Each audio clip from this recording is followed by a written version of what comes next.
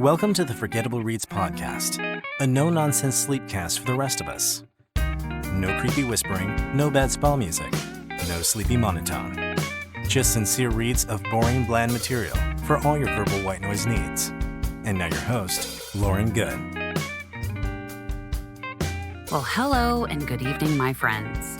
Welcome to episode 15, which I have affectionately called Strange Teachers, as it is an homage to all the weird ways life helps us grow through lessons that are tied to negative emotions. Tonight's reading will be on the topic of creating a failure resume so that we can learn how to harness the power of our regret, which is fairly easy for most people to tap into, in order to create better futures for ourselves. Having that kind of forward-facing vision is not as easy as recognizing what we regret. One of the really interesting contributions that this author, Daniel Pink, adds to the research that's already out there about fear and regret is that people's regrets can be broken down into themes. And one of those themes is boldness. I think that's a perfect place to start, as we are now in the swing of Leo season. I am a Leo, and Leo's mantra is, I will be bold and brave. Looking back, I think we all have those moments of wishing we'd either spoken up or done something more, or taken that chance instead of choosing inaction or silence.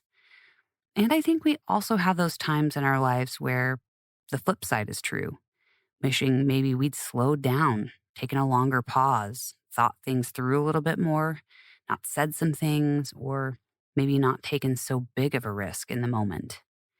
Since both sides are true, does that mean that boldness is a problem? I could tell you countless stories from my life where, over the last month, I really wish I had put my foot in my mouth. Today, for example, when the dentist, for the 10th time in the last, I'd say 4 appointments, told me that I really need to get my overbite corrected, instead of politely nodding, keeping my composure, and simply saying, yes, that would be wise, without actually committing to the treatment in the moment because I really cannot afford that level of treatment, I said a little too bluntly, we've already talked about this and why that would be challenging. Can we please just do the cleaning so I can get back to work? I did use the word please, but I used the word please with a tone that said, you had better submit to my wishes or else. And the rest of the appointment, I knew without a doubt that I had become their least favorite patient, and deservedly so. I'm going to admit, it is really hard for me sometimes to advocate my needs and use a friendly tone. I don't have that problem when I'm doing it for others or for communities or for any situation that I am not the central figure in. But for me, it's hard. It's something I'm working on. I either don't speak up or I wait until the resentment and anger bring it to a painful point. And for the last, I would say, 6 months that I've really been making this one of my main efforts. When I do try to be more proactive in explaining what I need, what I want, don't need, or don't want, all the warmth is missing from my voice.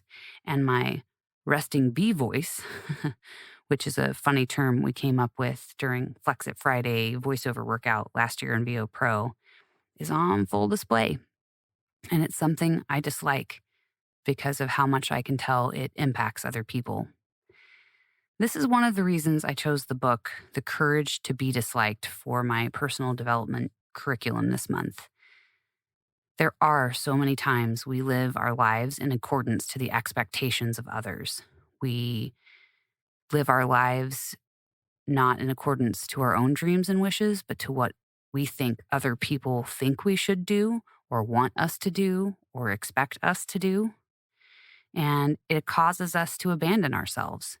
It causes people pleasing. It causes us to overly cater to the needs of others, which is one of the things that leads to resentment. I think the other option is that we can be attuned to the wants and needs and desires of others, and yet still grounded in ourselves. I am still learning what that balance is about. So for me, that's why it's part of my inner boldness campaign, I guess you could call it. But today, the story I'm telling you about what happened at the dentist, this is not a true example of boldness. I don't think boldness is a problem as long as our motivations and intentions are grounded in respect and kindness. And no, I said kindness, not being nice. Being kind and being nice there's a huge difference between the two. By telling the dentist how to do her job, I was engaging in someone else's business. That is not boldness. That is boundary crashing. Simply stating my decisions and my preferences is my business. How the dentist conducts her examination is her business. Or, as the book describes, that is her task, and we must separate our tasks from the tasks of others. I was frustrated, and I was trying to avoid a painful and humiliating topic. Um, it's one she is already aware of between a tax mistake that I made this year and a surgery that I had last year. I simply don't have the finances for anything that would be a selective procedure. But I wanted to avoid having to have that conversation again. Trying to avoid painful and humiliating topics is a far cry from advocating, which is where boldness is actually needed. It's actually what it is. When you see your boss or your coworkers or someone else creating a psychologically or physically unsafe environment, that's where this kind of boldness is really handy. What they both have in common, and it's the reason why I told this story from the dentist today, is whether it's boldness or it's avoiding pain, what you may discover is that you may be disliked. Now, there are occasions where it is not actually okay, but actually preferred to be the villain in someone else's story. If I were to do the exercise that tonight's reading suggests, and I intend to, I think I would see plenty of the same category mistakes and regrets that deal with boldness. And the antidote to all of them is respect and kindness. So, in the meantime, what did I learn from this? I will generate kindness for myself and for the dentist and her staff.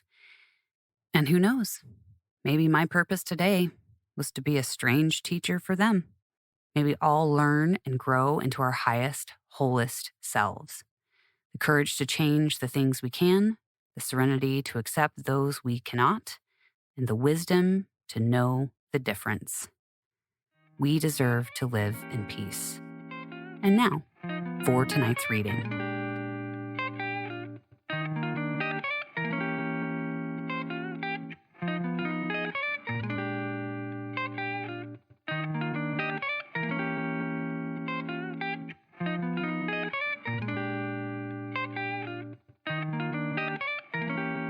The key learning and action items from Meet Daniel Pink and Unleash the Power of Looking Backward to Move Forward, with Daniel Pink, the #1 New York Times bestselling author of Win and Drive.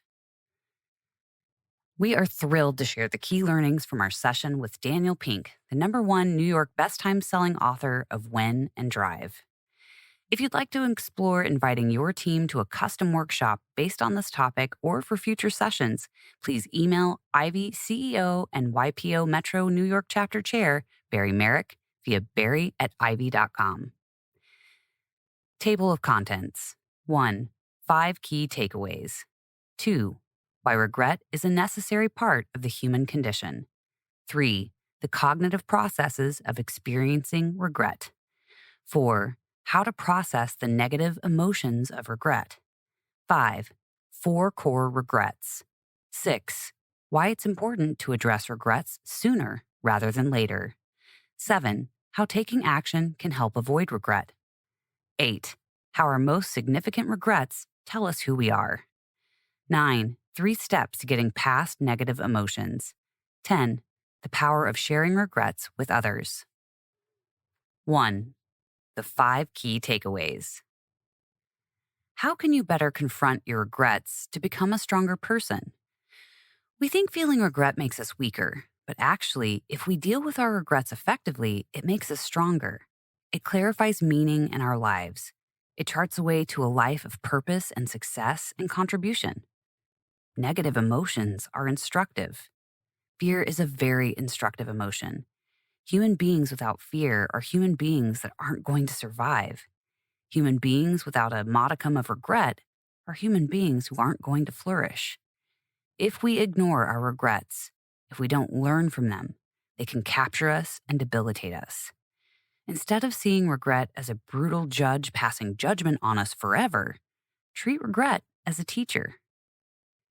How can you ensure you don't have regrets later in life? You have two paths. You can play it safe or take the chance. Over and over again, people regret not taking the chance. People who take a chance and fail are far less agonized about that than the people who never took the chance at all.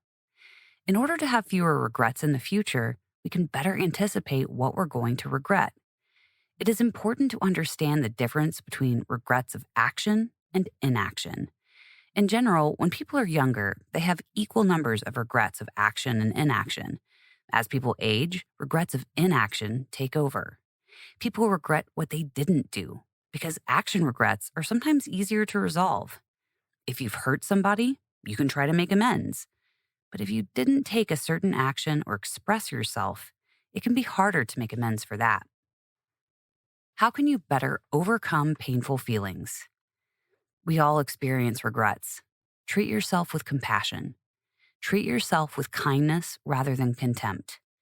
We sometimes perform a posture of no regrets because we mistakenly believe that no regrets somehow signifies courage. It doesn't. Courage is staring your regrets in the eye and doing something about them. It's like grief.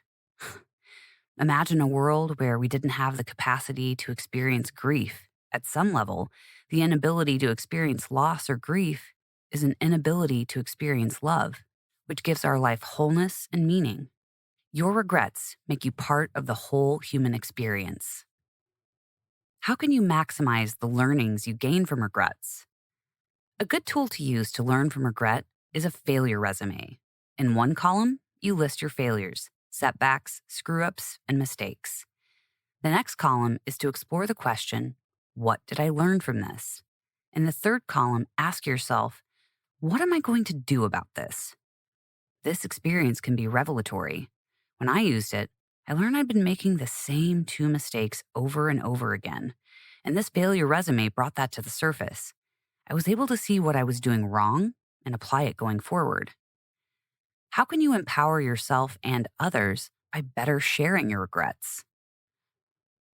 We can move forward from the negative feelings associated with regret by disclosing them to others. One of my favorite exercises is a regret circle. You go around and each person discloses one regret, and the others help that person make sense of it and extract a lesson from it. Leaders, especially when they disclose their own regrets, can lift others up. We've proven this over the last 10 years in vulnerability research. Disclosing your regrets and showing your vulnerabilities doesn't make you weaker. It makes you a more effective leader. 2. Why regret is a necessary part of the human condition. We simply don't understand regret. We think when we feel regret, we're abnormal. We're not. We're human. Everybody has regrets. It is the most common negative emotion that human beings have second to love. Social scientists have recorded conversations and cataloged and coded the emotions that people express. We think feeling regret makes us weaker, and that's a huge mistake, because if we deal with our regrets effectively, that makes us stronger. It clarifies meaning in our life, it charts a way to a life of purpose and success and contribution, and it instructs us on how to live better. The meta problem is that no one ever tells us how to deal with negative emotions. We think we're not supposed to have negative emotions. Negative emotions are instructive. Fear is a very instructive emotion. If you don't feel fear, you're not going to escape that burning building. Human beings without fear are human beings that aren't going to survive. Human beings without a modicum of regret dealt with effectively are human beings who aren't going to flourish. We're performing this posture of no regrets because we mistakenly believe that no regrets somehow signifies courage. It doesn't. Courage is staring your regrets in the eye and doing something about them. It's like grief. Imagine a world if we didn't have the capacity to experience grief, because the inability to experience it is, at some level, the inability to experience love, which gives our life wholeness and meaning. This is why, when you look at this 50 years of academic research, there is a credo of no regrets. But at a cognitive and medical level, everybody has regret. The only people who actually live a life of no regrets are 5-year-olds because their brains haven't developed. Similar to people with certain kinds of neurodegenerative diseases, brain lesions, or sociopaths. Regret is a powerful force for business leaders. There's a pile of evidence showing that if leaning into your regrets can help improve your negotiation skills, it can improve your strategic skills. It can improve your problem-solving skills. There are an array of benefits of dealing with our regrets like grown-ups rather than bearing them or wallowing in them. 3. The cognitive process of experiencing regret. There isn't a singular definition because regret is a very complicated cognitive and emotional process. You go back in time, review a decision you did or didn't make, or an action you did or didn't take, and then you reverse it. You negate it, and imagine what things would have been like had you made a different decision or taken a different course of action. The key thing with regret is that it doesn't feel good. Regret is hard to take, but it's also hard to avoid. It's part of our cognitive machinery. The key thing about regret to understand is that it's a negative feeling about something you did in the past that you believe if you hadn't done it or had done something differently, you would be living in a better present. This is why 5-year-olds can't do it. It's incredibly cognitively complex. It's like traveling through time. You're negating past events. You're telling different stories. It's this incredibly sophisticated combination of mental time travel and storytelling that I suspect only human beings can do. When you think about this capacity to feel bad, why does it exist? If it were destructive to us, the people who experience regret would be bred out of the population.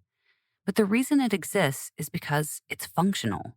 Our cognitive machinery is pre-programmed for regret, and if we treat it right, it clarifies and points the way.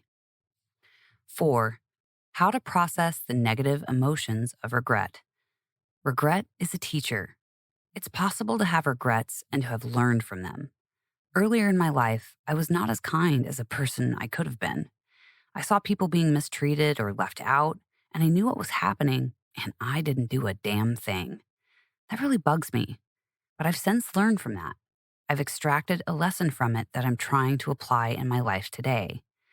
There's a way that we can process these regrets. The regret is still there. It's just a regret that I've learned from.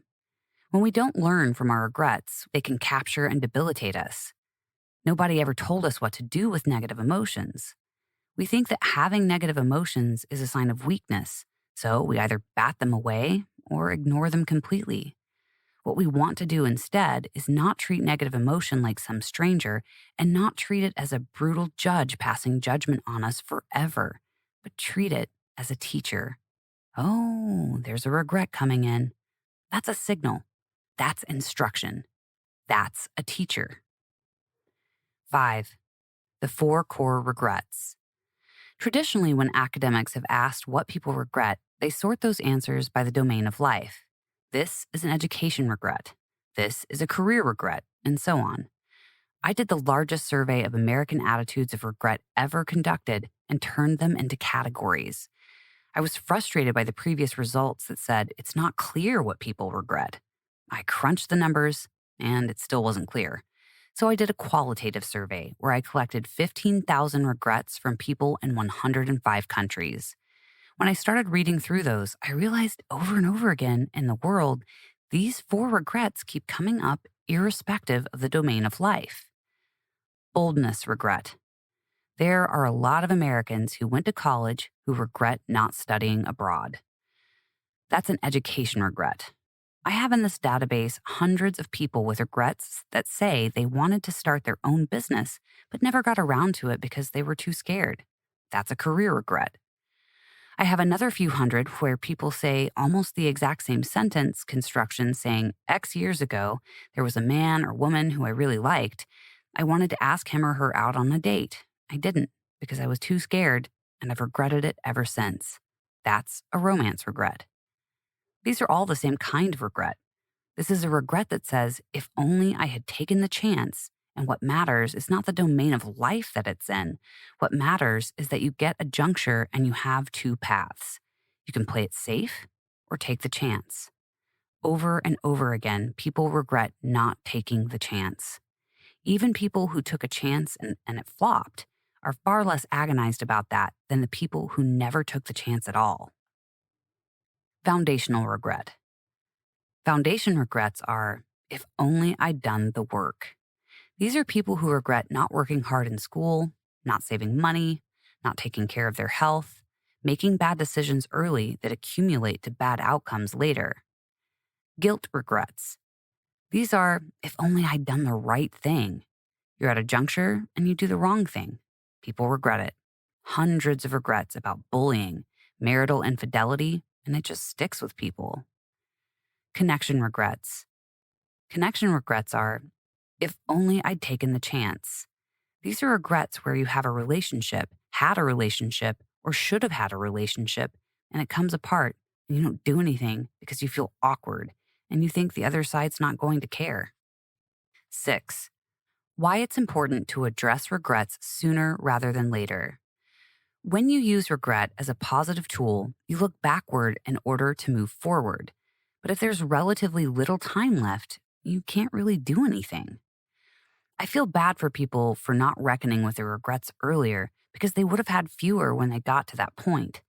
Something that comes up in terms of stage of life is the difference between regrets of action and inaction. In general, when people are younger, they have more or less equal numbers of regrets of inaction, something they didn't do, and regrets of action, something they did do. Those are usually the same early in their 20s, but as people age, regrets of inaction take over. People regret what they didn't do because action regrets are sometimes easier to resolve. If you've hurt somebody, you can try to make amends. Sometimes you can do a psychological process that allows you to see silver linings in it. Inaction regrets stick with us for a very, very, very long time. And a lot of those inaction regrets have to do with boldness, and boldness is about being true to yourself. If I were to go into my database and search the field for the regret and search words like spoken up, you'd be amazed at how many people regret not speaking up, not saying something often in the context of work. They feel regret, which suggests a sense of agency on their part. Part of it is the context they're in. If we build organizations that give people the psychological safety to speak up, they're going to have fewer regrets and they're going to do a lot better. These regrets of inaction, whatever kind they are, don't go away. They linger. 7. How taking action can help avoid regret. The bias for action and the bias for expression is a really good way to avoid regret. One of the ways I think about the world in general is almost like pricing conceptually. What is overvalued? What is undervalued? We haven't gotten the pricing right on a lot of concepts out there. We overvalue some things and undervalue other things. In navigating our lives, we overvalue planning and undervalue doing. We think in order to figure out what to do, you have to do something and that's going to give you information and clues to help your planning. We've gotten the sequence wrong. We feel like we should plan, then do. But in many ways, what we should do is do, because that's going to help us plan more effectively. Too much planning is a degree of overconfidence that you actually know enough about yourself in the future to make an effective plan. Actually doing stuff shows a degree of humility that says, I don't know exactly how things are going to turn out, but let me discover it by doing something. A lesson from this research on regret is, in general, a bias for action and a bias for expression. Speaking up is complicated, especially in organizations, because it's contextual and it's so easy to say, you should speak up. But in the reality of people's experiences in organizations, they sometimes feel legitimately that it's not safe for them to speak up. And yet they leave those situations always wondering, if only I had said something. 8. How our most significant regrets tell us who we are. The category of irreversible regrets is vanishingly small to the point where I'm not even sure it's a category. As we anticipate our regrets, these 4 core regrets are really important because we actually want to have fewer regrets in the future, and the way to do that is to anticipate what we're going to regret. We can over-index on that too. It's pretty clear to me that 10 years from now, it's not going to matter whether I bought a blue car or a gray car. It's not going to matter to me whether I have macaroni and cheese tonight or a turkey tetrazzini. What is going to matter is, did I build a stable foundation for my life? Did I take a risk? I don't want to be saying 10 years from now, oh, if only back in 2022, I wish I'd taken that risk. Did I do the right thing? Did I connect with people I care about? Those are the things that are really, really going to matter. When we make our decisions, we should maximize on those things, but we should be satisfied with a lot of other stuff. We should say, good enough is good enough. Blue car, gray car, doesn't matter, and not waste a lot of energy and emotion. When people tell you what they regret most, they're also telling you what they value most. I call it a photographic negative of a good life. What you have is this chorus of thousands of people across the globe who, through their most common regrets, give us a pretty rough consensus on what makes life worth living. You can choose to follow that or not. 9. 3 steps to getting past negative emotions. 1. Look inward and treat yourself with kindness. We make mistakes, and we often exacerbate ourselves. Self-criticism is something we all do. I've been doing it for 50 years, just criticizing myself, thinking it's a good way to motivate myself and improve my performance. The academic literature suggests that's not true. There's very little evidence that self-criticism is an effective technique. What we want is something called self-compassion. This is the work pioneered by Kristen Neff at the University of Texas 20 years ago. Self-compassion, when it comes to regret, has some components to it. First, treat yourself with kindness rather than contempt. If you think about how we talk to ourselves, we would never talk that way to anybody we cared about. Recognize you're not that special. We tend to think, I have a regret about kindness. Oh God, I'm the only one. You're not. A lot of people have regrets about kindness. It's part of the human condition. Then contextualize that regret and say, does this fully define me? No, it's just a moment in my life. Self-compassion is a powerful concept, and the research behind it shows it is an incredible force for making us better. It's far better than self-esteem and far better than self-criticism. Treating yourself with kindness, looking at our missteps as part of the human condition, and recognizing that any misstep is part of a journey, not the journey itself. It's a reframing that allows people to go to the next steps. 2. Express outward by disclosing. When we disclose our failures or setbacks, it's unburdening. What's more, the way we disclose is actually really important. There's a pile of research on this too. When we talk about negative emotions or even write about negative emotions, we convert this blobby, amorphous, abstract, negative feeling into specific, concrete words that makes them less fearsome, and it begins the sense-making process. Sonia Lubielski at UC Riverside has some interesting research showing that when we write about negative emotions, negative experiences, those experiences become less negative. But when we write about positive experiences, they become less positive. With positive experiences and positive emotions, we actually don't want to do the sense-making and the concretizing. We just want to bathe in the general amorphous awesomeness. So writing about our negative emotions, talking about them, begins that conversion process. What's more, and this is a very important thing about leadership that we've gotten wrong, is that we think when we disclose our failures, our screw-ups to others, they will think less of us. There's 30 years of research saying people think more of us when we do that. 3. Extract a lesson and move forward. Last but not least, you've got to extract a lesson from it. You have to zoom out. All of us have had the experience where we're much better at solving someone else's problem than our own. To extract a lesson from your regret and zoom out, There's research showing talking to yourself in the third person helps. You can do things like imagine you're a doctor of regret science and you're examining this thing in a laboratory setting. What's going on here? And what's the lesson to draw from it? You can do a famous Andy Grove technique where he said, if my successor came in tomorrow, what would he or she do? If you're at a juncture and you want to know what to do, ask yourself, what would I tell my best friend to do? This process, you basically, hey, treat yourself with some self-compassion. Treat yourself with kindness rather than contempt. You're part of the whole human experience. Disclose it, to unburden it, and make sense of it. And then take a step back and extract a lesson from it. The more we do these kinds of things, the more they become habits. At the beginning of this pandemic, if we had equipped all these young people to teach them about self-compassion and self-disclosure and self-distancing, I think we could have averted a lot of the mental health problems that we're having in this pandemic-soaked environment. 10. The power of sharing regrets with others. Don't overestimate people's unwillingness to talk about regret. One of my favorite exercises is what's called a regret circle, and you can do it with a group of anybody. You go around and each person discloses just one regret. It doesn't have to be your greatest regret. Each person discloses a regret, and then the other 5 help the person make sense of it and then extract a lesson from it. And then the lesson begins the next time. Leaders disclosing their own regrets is enormously important. We've been learning this over the last 10 years in some of the research on vulnerability.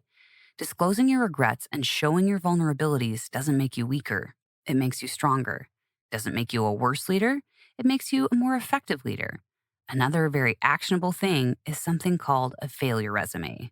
We all have resumes and LinkedIn profiles about how awesome we are with our own giant list of accomplishments.